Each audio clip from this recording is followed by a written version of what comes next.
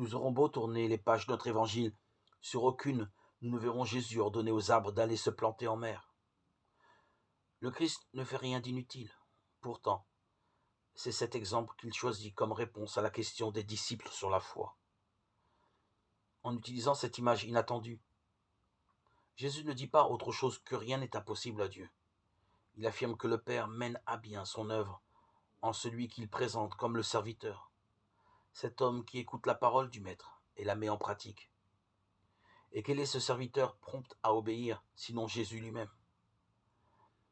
Alors la parabole déploie tout son sens. Il s'agit non pas tant de déraciner inutilement les forêts, que d'écouter le Père et de travailler à la pleine réalisation de ses commandements. C'est ainsi que, dit Jésus, celui qui croit en moi accomplira les mêmes œuvres que moi. Il en accomplira même de plus grandes. Jean 14, 12. Le Christ ne nous demande pas de nous asseoir sur le bord de l'eau en interpellant les arbres pour vérifier la qualité de notre foi. Le Christ nous invite très concrètement à réveiller en nous le don de Dieu, de Timothée 1, 6, reçu au baptême, le don qui nous sauve.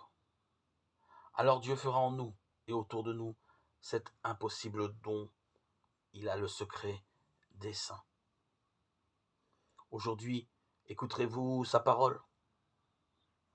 Psaume 94, 7.